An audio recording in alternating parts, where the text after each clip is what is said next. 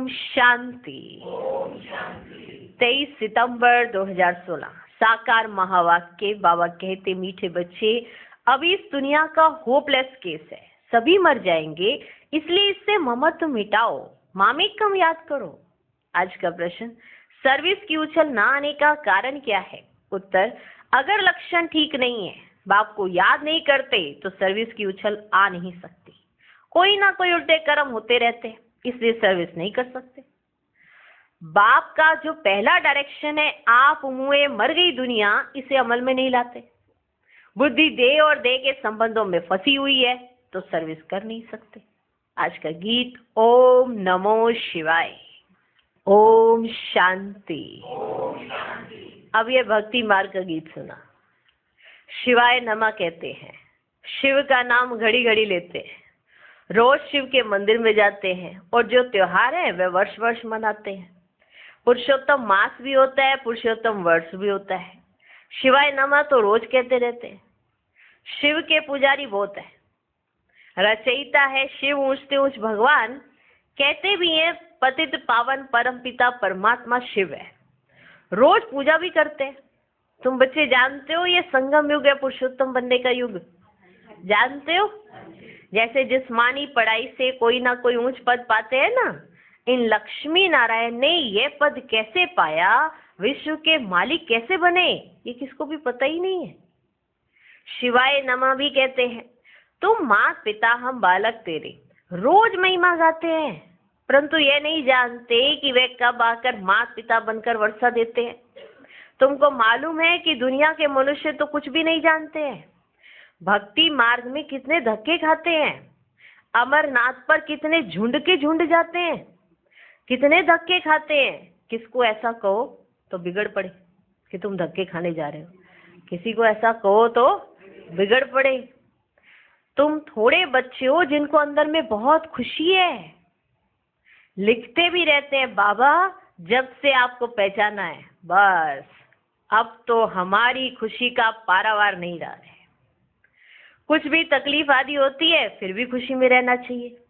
कुछ भी तकलीफ आदि होती है, फिर भी खुशी में रहना चाहिए। हम बाप के बने हैं, ये कभी भूलना नहीं चाहिए। हम बाप के बने हैं, ये कभी भूलना नहीं चाहिए। तुम बच्चे जबकि जानते हो हमने शिव बाबा को पाया है, हमने शिव बाबा को पाया है, तो खुशी का पारावार नहीं रहना चाहिए। माया घड़ी घड़ी भुला देती है।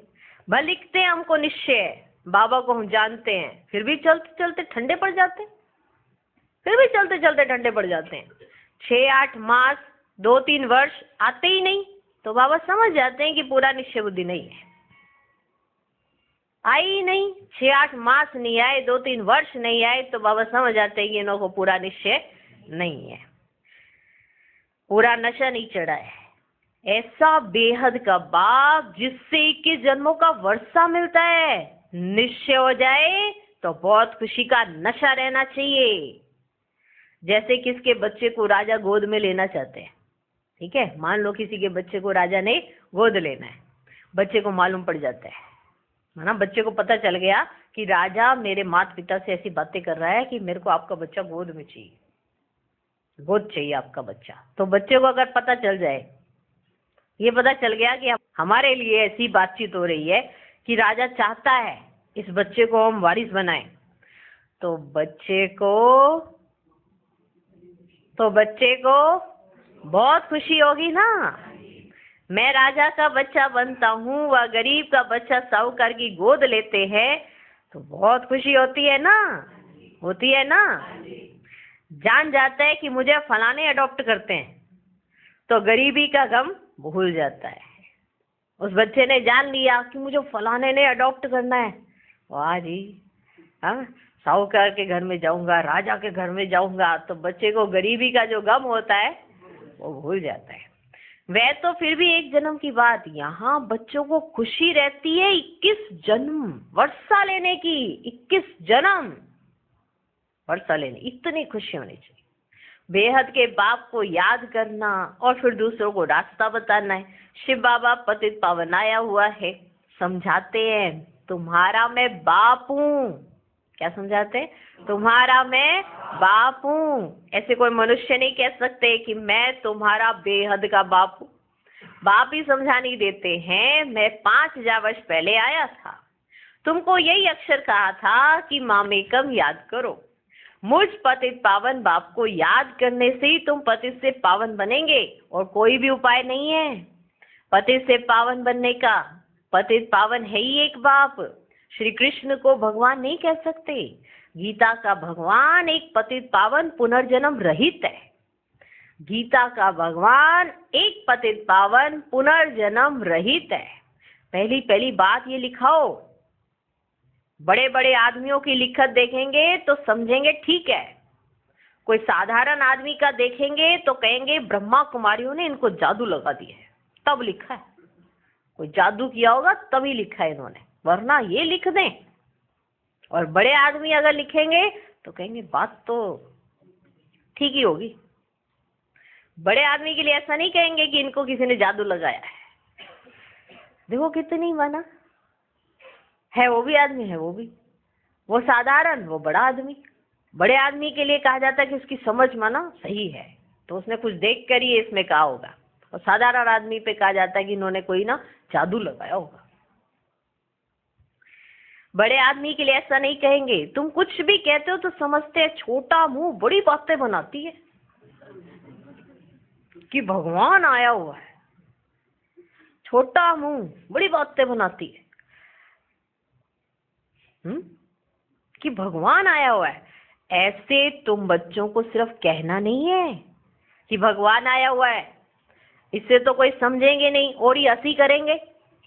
ऐसे नहीं कहना आपको भगवान आया हुआ है, भगवान आया हुआ है, ऐसे ढिंडोरा पीटते रह जाते हैं। ऐसे तुमको कहना नहीं है और ही तुम्हारी हंसी करेंगे। यह तो समझाना है कि दो बाप है। पहले से ही फट से सीधा कहना नहीं है। पहले से ही फट से सीधा कहना नहीं कि भगवान आया हुआ है, क्योंकि आजकल दुनिया में भी भगवान कहलाने वाले बहुत हो गए हैं। इसलिए तुमको फट से ऐसे नहीं कहना है भगवान आया हुआ है, क्योंकि ऐसे भगवान कहलाने वाले तो दुनिया में बहुत हो गए। सब अपने को भगवान का अवतार समझते। तो युक्ति से दो बाप का राज समझाना चाहिए। एक है हद का बाप, दूसरा है बेहद का बाप। बाप का नाम है शिव। वह सब आत्माओं का बाप है, तो जरूर बच्चों को वर्षा देते होंगे। शिव जयंती भी मनाते हैं, वही आकर स्वर्ग की स्थापना करते हैं, तो जरूर नर का विनाश होना है। उसकी भी निशानी है महाभारत लड़ाई है। बाकी सिर्फ भगवान आया है ये कहने से कोई समझेंगे नहीं, ढिंढोरा पीटते रहते हैं। ऐसी ऐसी उल्टी सर्विस करने से और ही फिर सर्विस में ढीलापन आ जाता है। पहले एकदम जोश में आते हैं और ये कहना शुरू हो जाते हैं, और फिर कोई टोक देता है तो फिर एकदम से ढीले हो जाते हैं और ही ढीलापन आ जाता है सर्विस करने में। तो ऐसे कहना नहीं है डायरेक्ट क्या भगवान आया हुआ, ऐसे ढिंडोरे नहीं पीटने। लक्षण भी तो होने चाहिए ना आपके अंदर भी। ढिंडोरा पीटते रहते हैं, ऐसी ऐसी उल्टी सर्विस करने से और ही फिर सर्विस में ढीलापन आ जाता है। एक तरफ कहते हैं भगवान आया हुआ है, भगवान पढ़ाते हैं, फिर जाकर शादी करते। एक तरफ कह रहे हैं कि हमें भगवान पढ़ाते हैं, भगवान हमें ये सिखा रहे हैं, और फिर दूसरी तरफ जाके शादी करते। तो लोग कहेंगे तुमको फिर क्या हुआ, कहेंगे ना कि तुमको फिर क्या हुआ, तुम तो कहते थे कि भगवान पढ़ाते। कहते हमने जो सुना था सो कह दिया। अनेक प्रकार के विघ्न भी पड़ते हैं अपने बच्चों से, अपने बच्चों से। जैसे हिंदू धर्म वालों ने आप ही अपने को चमाट मारी है ना। वास्तव में है देवी देवता धर्म के, परंतु कह देते हम हिंदू हैं। अपने को चमाट मारी है ना, नीचे आए है ना।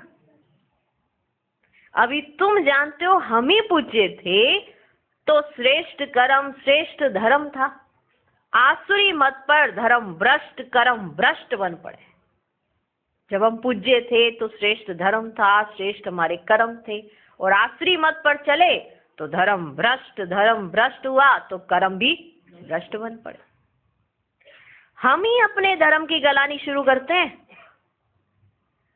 आसुरी माया की मत से। इसलिए बाबा ने खुद कहा है वह आसुरी संप्रदाय। यह है दैवी संप्रदाय जिनको मैं राजयोग सिखलाता हूं। अब ये कलयुग जो ये नॉलेज आकर सुनते हैं वे असुर से बदल देवता बनते हैं। ये नॉलेज है ही देवता बनने के लिए। 5 विकारों पर जीत पाने से देवता बनते हैं। बाकी असुरों और देवताओं की कोई लड़ाई नहीं लगी। ये भी भूल कर दी है, फिर दिखाते हैं जिसकी तरफ साक्षात भगवान है उनकी विजय हुई, उसमें नाम श्री कृष्ण का दे दिया। दिखाया है कि जिनकी तरफ डायरेक्ट भगवान थे, साक्षात भगवान थे, उनकी जीत हुई, फिर नाम रख दिया श्री कृष्ण का। वास्तव में है तुम्हारी माया से युद्ध, तुम्हारी तरफ है भगवान, तुम्हारी है माया से युद्ध। आप कितनी बातें बैठ समझाते हैं, परंतु तमो प्रधान ऐसे हैं जो बिल्कुल समझते ही नहीं। कितनी बातें बाबा समझाते हैं, परंतु तमो प्रधान ऐसे जो बिल्कुल समझते ही नहीं, बाप को याद ही नहीं कर सकते। समझते भी हैं, हमारी ऐसी तमो प्रधान बुद्धि है जो याद ही नहीं ठहरती। समझते हैं अपने अंदर कि हमारी बुद्धि इतनी तमो प्रधान है जो याद ठहरती ही नहीं है, इसलिए उल्टा काम करता रहता हूं। समझ रहे हैं अपने आप में ये बात कि बुद्धि है तमो प्रधान, तो मुझसे उल्टे काम हो रहे हैं। अच्छे अच्छे बच्चे भी याद बिल्कुल नहीं करते, लक्षण सुधारते ही नहीं, इसलिए सर्विस की उछल ही नहीं आती है। लक्षण सुधरते नहीं, इसलिए सर्विस की उछल ही नहीं आती। बाप कहते देह सहित देह के जो भी संबंध है उनको मारो अथवा भूलो। अब यहां मारने का तो कह नहीं सकते, लेकिन वहां लगा दिया मारो। लेकिन मारो शब्द का अर्थ था अपनी बुद्धि में मारो कि सब कुछ तो खत्म होने वाला है ना, तो बुद्धि से भूल जाओ। बाप कहते देह सहित देह के जो भी संबंध है उनको मारो अथवा भूलो। अब मारो अक्षर वास्तव में है ही नहीं, मारना तो हिंसा हो गई ना। मारो अक्षर तो भगवान ने कभी कहा ही नहीं। कोई बुरा भला कहे तब भी भगवान कहते तुम्हें एक कान से उसी से निकाल देना है, तब भी पलट के आपको कुछ ऐसे हिंसा तो कुछ नहीं कहना है, तो मारने की तो बात ही नहीं आती। ये तो बुद्धि से भूल जाओ। जिनकी बातों का आपके ऊपर इतना असर होता है, जो आप अपनी स्थिति को हिला देते हो, उन सब बातों को अपनी बुद्धि से हटा दो। देह और देह के संबंधों को बुद्धि से भूलो। अब मारो अक्षर वास्तव में ही नहीं। कहते हैं आप मुए मर गई दुनिया। ये बाप बैठ समझाते हैं, ये सच्चाई है। आप जिंदा हो, सब दिखाई दे रहा है। आपने शरीर छोड़ा, कुछ दिखाई नहीं देगा, आगे का सफर तय करेंगे। तो आप मुए मर गई दुनिया, ये हमको इस शरीर में रहते हुए पक्का करना है। ये बाप बैठ समझाते, बुद्धि से भूल जाना है। जबकि तुम हमारे बने हो तो इन सबको भूलो। एक बाप को याद करो, लेकिन बाबा को छोड़ देते हैं और दूसरों को याद करते रहते हैं। उनके कारण पता नहीं क्या क्या करते हैं। बाबा की खातिर करते इतना सब कुछ जो देह और देहधारियों के प्रति करते हैं, जबकि उल्टा चलना है। इस लास्ट समय में हमें सिर्फ और सिर्फ बाप की खातिर जीना है। भूल जाना है सब कुछ, लेकिन क्योंकि ये मालूम है ये यथार्थ सत्य है जो कल आने वाला है। जो कल आएगा वो यथार्थ सत्य है, और जो इसमें आज हम जी रहे हैं ये भ्रम है। एक भ्रम है, भ्रम कि कोई आपको मदद करेगा, कोई आपको सपोर्ट करेगा, आपका कहना मानेगा, आपके लिए पीछे आपके मरेगा। ये एक तरह का भ्रम है, वहम में जी रही दुनिया। तो बुद्धि से भूल जाना है। जबकि तुम हमारे बने हो तो इन सबको भूलो। एक बात को याद करो, जैसे कोई बीमारी का होपलेस केस हो जाता है तो फिर उससे ममत्व मिटाना होता है। फिर उनको कहते हैं राम राम कहो, बाप भी कहते हैं इस दुनिया का केस बहुत होपलेस है, ये खत्म होनी ही है, सब मर जाएंगे, इसलिए इनसे ममत्व मिटाओ। वे तो राम राम की धुन लगाते हैं, यहाँ तो एक की बात नहीं।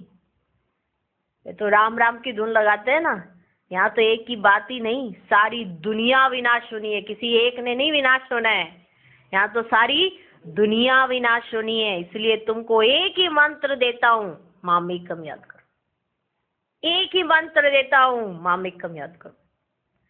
कितनी समझानी देते रहते हैं भिन्न भिन्न प्रकार से। अभी पुरुषोत्तम मास आया तो पुरुषोत्तम युग पर भी समझानी देते रहते। समझाने की बड़ी होशियारी चाहिए, धारणा अच्छी चाहिए, कोई पाप कर्म नहीं करना चाहिए, बिगर छुट्टी कोई चीज उठाना खाना यह भी बहुत गुप्त पाप है। बिगर छुट्टी कोई चीज उठाना खाना यह भी गुप्त पाप है। कायदे बड़े कड़े हैं, पाप करते हैं फिर भी बतलाते नहीं, फिर पाप वृद्धि को पाते जाते हैं। यहां तो तुम बच्चों को पुण्य आत्मा बनना है, हमको पुण्य आत्मा से स्नेह है, पाप आत्मा से विरोध है।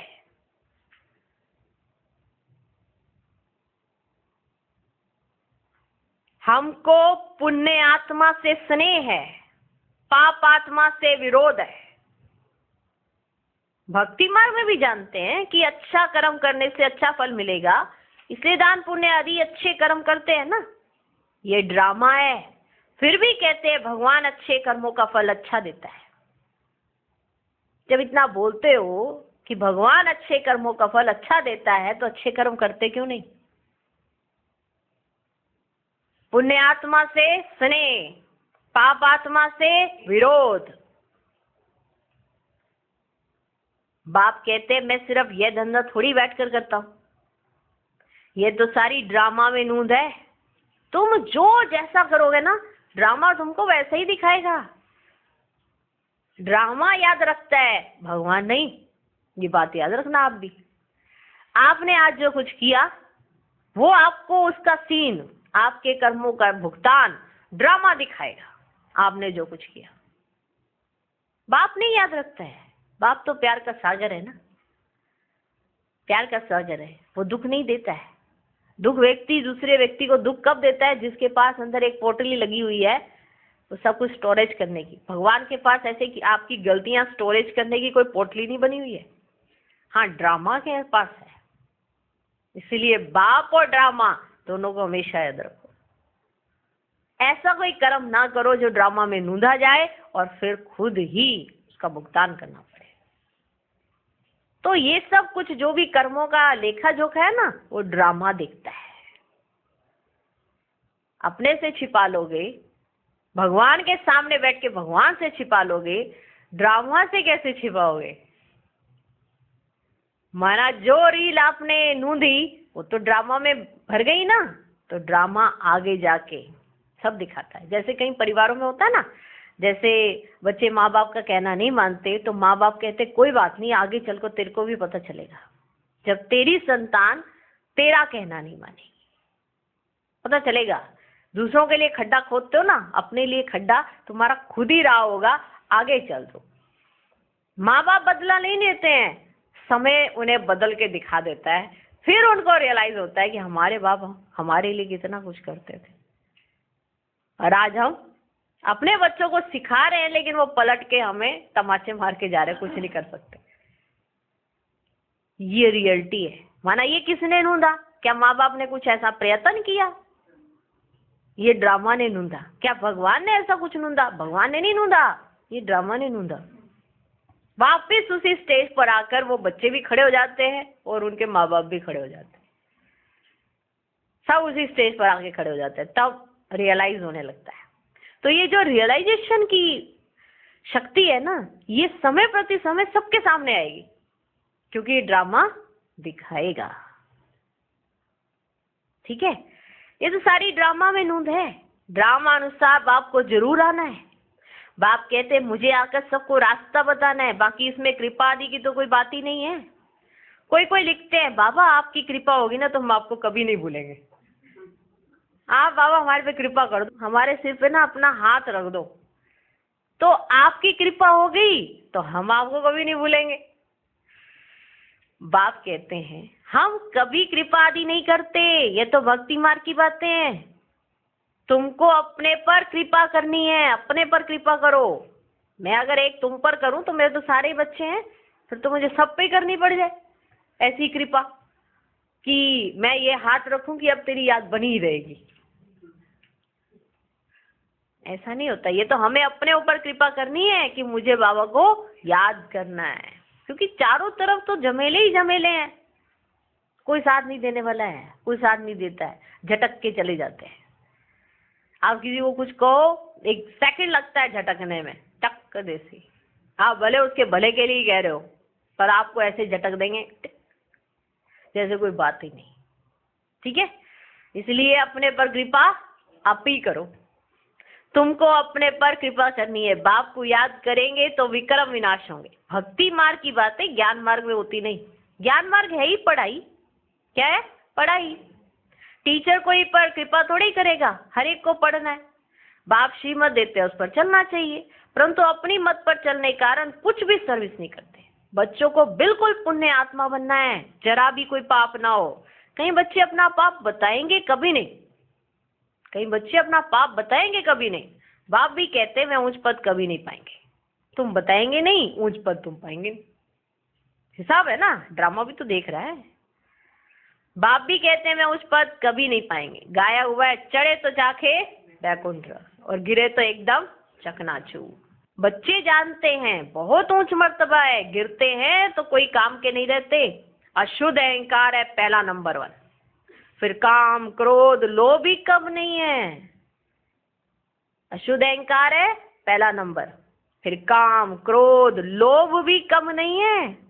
लोभ मोह भी सत्यानाश कर देते हैं। लोभ मोह के चक्कर में भी बाबा के नहीं रह पाते।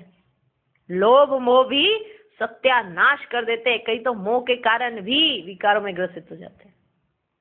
मोह ही फंसा देता है। तो क्या करे क्या करे क्या करे, ऐसे करते करते विकारों में गिर जाते हैं। लोभ मोह भी सत्यानाश कर देते हैं। बच्चे आदि में मोह होगा तो वे याद आते रहेंगे। आत्मा तो कहती है मेरा तो एक शिव बाबा, दूसरा ना कोई। ये आत्मा अंदर कहती है, रियलिटी में यही बात है। आपने 84 जन्म लिए, 84 जन्म में कितने नित्य संबंधी होंगे, याद कितने हैं? एक भी नहीं। रूप बदल के कोई किस रूप में होगा, कोई किस रूप में होगा, लेकिन आत्मा जानती है कि मेरा तो एक शिव बाबा, दूसरा ना कोई। किसने कहा ये बात? किसने कहा? मेरा तो एक शिव बाबा, दूसरा ना कोई, और कोई भी याद ना पड़े ऐसा पुरुषार्थ करना है। ये सब तो खत्म होना है। विनाश सामने खड़ा है, वर्षा तो ले नहीं सकेंगे। इनमें क्या मोह रखना है? ऐसे ऐसे अपने साथ बातें करनी है। सारी दुनिया को बुद्धि से भूलना है। ये तो सब खत्म होनी ही है। तूफान ऐसे लगेंगे जो एकदम खत्म हो जाएगा। आग कहाँ लगती है और हवा जोर से आती है तो झट एकदम खल्लास कर देती है। कहीं पे आग लगती है और हवा चली तो झट एकदम खल्लास कर देती है। आधा घंटे में 100-150 झोपड़ियों को खत्म कर देती है आग। तुम जानते हो कि भंभौर को आग लगनी ही है, नहीं तो इतने सब मनुष्य कैसे मरेंगे। जो अच्छे बच्चे हैं, लक्षण भी अच्छे हैं, तो सर्विस भी अच्छी करते हैं। तुम बच्चों को नशा रहना चाहिए। पूरा नशा तो अंत में रहेगा जब कर्मातीत अवस्था हो, फिर भी पुरुषार्थ करते रहते हैं। बनारस में शिव के मंदिर में तो बहुत जाते हैं, क्योंकि वह है ऊंच से ऊंच भगवान। वहां शिव की भक्ति बहुत है। बाबा तो कहते रहते हैं वहां जाकर समझाओ।